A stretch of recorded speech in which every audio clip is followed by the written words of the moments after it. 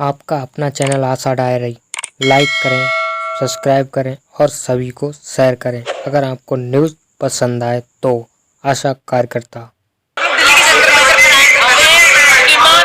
राष्ट्रीय आरोग्य अभियान के अंतर्गत पूरे देश में 11 लाख आशा वर्कर्स और बीएफ काम कर रही है। उनकी जो मांगे, उनकी मांगों को लेकर हम लोग यहाँ धरना प्रदर्शन करने दिल्ली जंतर मंतर में आए। जैसे कि तमाम आशा वर्कर्स को सरकारी कर्मचारी का दर्जा मांगे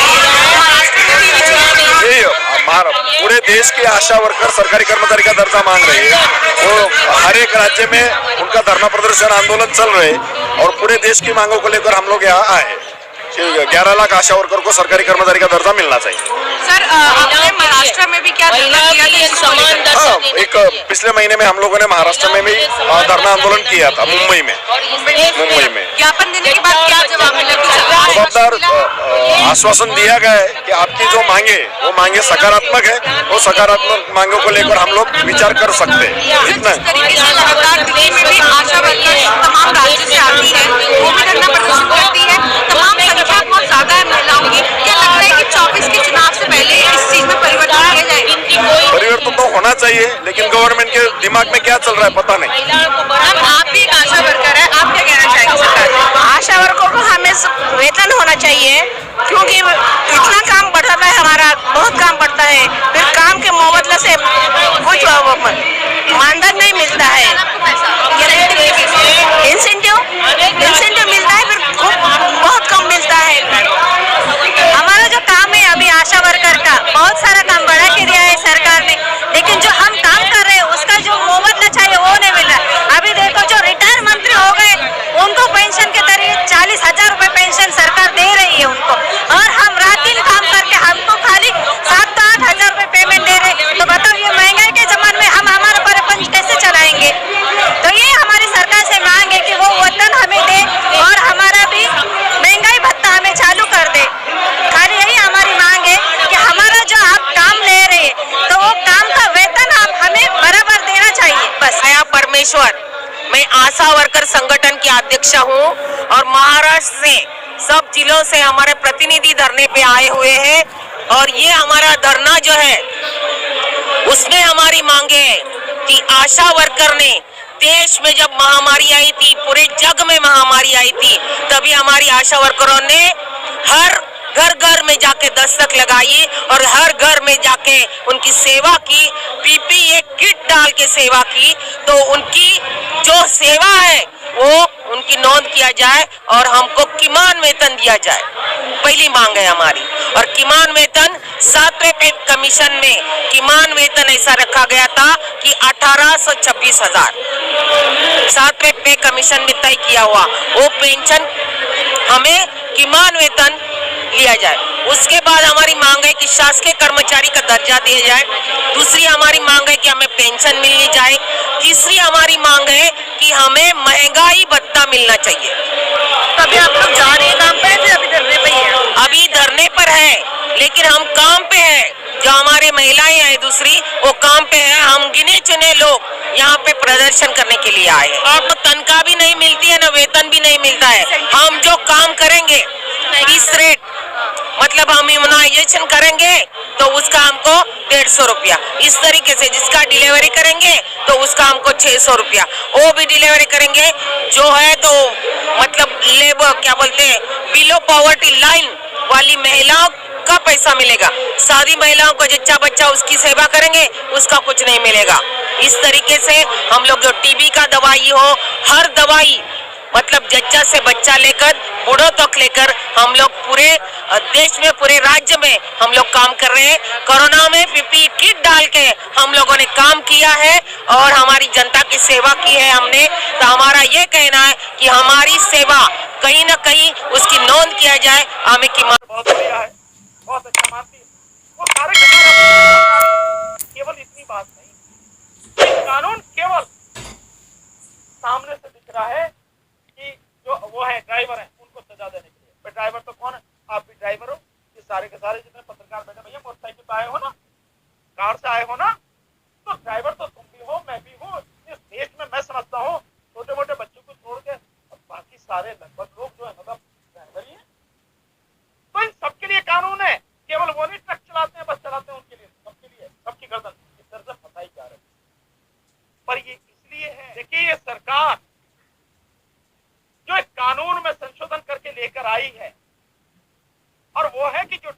होगा, वो एक्सीडेंट अगर करेगा तो उसकी सजा 10 साल की होगी और 7 लाख रुपए जुर्माना होगा। सजा 10 साल की और 7 लाख रुपए जुर्माना। मैं एक बात बहुत सिंपल सी सीधी सी पूछना चाहता हूं कि सरकार क्या एक्सीडेंट कोई जान के करता है? अगर सामने कोई पक्षी आ जाए, कोई जानवर आ जाए, कोई इंसान आ जाए, वो भरसक कोशिश करता है कि किसी भी सूरत में उसको चोट ना लग जाए। और कई बार ऐसी स्थिति आती है कि उसमें वो खुद जो ड्राइवर है, उसमें बैठे हुए जो लोग हैं गाड़ी में, वो बड़े भयानक हादसे का शिकार हो जाते हैं। मैं एक एक्सीडेंट को जानता हूं, ऐसे कितने ही हैं, और मैं एक एक्सीडेंट का उदाहरण देता हूं। बीजेपी के ही एक एमपी रहे हैं, संगप्रिय गौतम, नाम भी लेता हूं। वो लखनऊ की तरफ जा रहे थे गाड़ी से, एम्बेसडर गाड़ी में ऐसे ही एक व्यक्ति को, साइकिल वाले को बचाते हुए उसकी गाड़ी एक गहरे उस पोखर में, जोहड़ जिसे बोलते हैं, पूल तालाब जिसे अंग्रेजी में और हिंदी में बोलते हैं, उसमें जाके गिरी। उनके परिवार के 4 लोगों की मौत, 4 लोगों की, उनका बेटा 4 लाशों का अंतिम संस्कार बुलंदशहर में हमने, तो हम सब ने मिलकर स्थिति क्या रही होगी आप इसका अंदाजा लगाओ। तो कोई भी जानबूझकर एक्सीडेंट नहीं करता, एक्सीडेंट हो जाता। एक्सीडेंट यही तो नाम, घटना, दुर्घटना हो जाता है। अब उसमें इतनी कड़ी सजा का प्रावधान कर, अगर आपको लगता है कि इसकी जरूरत है और आप इसे रोकना चाहते हैं कि कोई जानबूझ के ना करे, तो भाई उसके लिए तो कानून पहले से ही है। अगर कोई व्यक्ति जानबूझकर एक्सीडेंट करता, चोट मारता है, तो नियत देखी जाती नहीं इंटेंशन कानून में, तो उसके लिए तो कानून है ऑलरेडी। अगर वो किसी की हत्या करता कराया जाता है, बहुत से लोग एक्सीडेंट के माध्यम से मरवाते हैं लोगों को, उसके लिए तो कानून है। आप 302 में उसकी नियत है, क्योंकि जो वो सारा जो सवारी है, यानी जो गाड़ी है, वो हथियार के रूप में इस्तेमाल होगी ना, उसके लिए 302 का कानून। आप ये जो ला रहे हैं, इससे बड़ा जनता के साथ और मजाक हो नहीं सकता। पर मोदी सरकार का तो ये काम ही, कोई नई बात हो रही है। ये जो ड्राइवर अपने आप को बड़े वो समझते थे कि नहीं मोदी सरकार बहुत बढ़िया है, बहुत अच्छा मानती है, वो सारे के सारे अब सामने आ गई। केवल इतनी बात नहीं है, कानून क्यों लाया गया है, इसके पीछे बहुत गहरी साजिश है। ये कानून केवल सामने से दिख रहा है कि जो वो है ड्राइवर है उनको सजा देने के लिए। मैं ड्राइवर तो कौन है, आप भी ड्राइवर हो, ये सारे के सारे जितने पत्रकार बैठे, भैया मोटरसाइकिल पे आए हो ना, कार से आए हो ना, तो ड्राइवर तो तुम भी हो, मैं भी हूं। इस देश में मैं समझता हूं छोटे मोटे बच्चों को छोड़ के बाकी सारे लगभग लोग जो है मतलब ड्राइवर ही है। तो इन सबके लिए कानून है, केवल वो नहीं ट्रक चलाते हैं, बस चलाते हैं उनके लिए, सबके लिए, सबकी गर्दन इस तरह से फंसाई जा रही है। पर ये इसलिए है कि जो 2024 में यह सरकार ईवीएम के माध्यम से जीतने का षड्यंत्र जो कर रही है, और इस बार जनता ईवीएम से चुनाव होने नहीं देगी। इस बार जनता ईवीएम के खिलाफ सड़क पर आकर लड़ेगी, जन आंदोलन बनाएगी। उस समय कोई भी व्यक्ति किसी भी तरह से बस में, ट्रक में, गाड़ियों में, मोटरसाइकिल पे कहीं बैठ के ना जाए, इसलिए पहले इनकी गर्दन दबोचो। यह है उसकी इंटेंशन इस कानून के पीछे। यह है कि जिस समय वो सत्ता में वापसी के लिए सारे हथकंडे अपनाएगी, तब किसी भी व्यक्ति को किसी भी तरह का वाहन उपलब्ध न हो जाए। यह है गहरी साजिश, इसलिए सारे के सारे काम किए जा रहे हैं।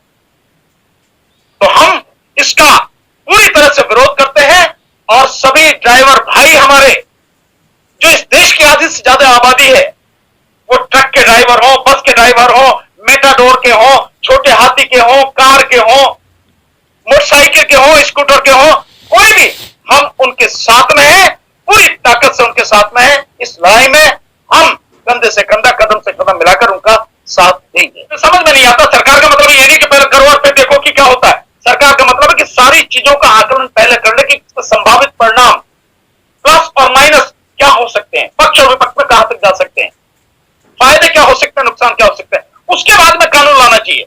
पर यह सरकार तो ऐसी है, नोटबंदी करती है और उसके बाद में लोग अपने ही पैसे के लिए सड़क पर मर जाते हैं।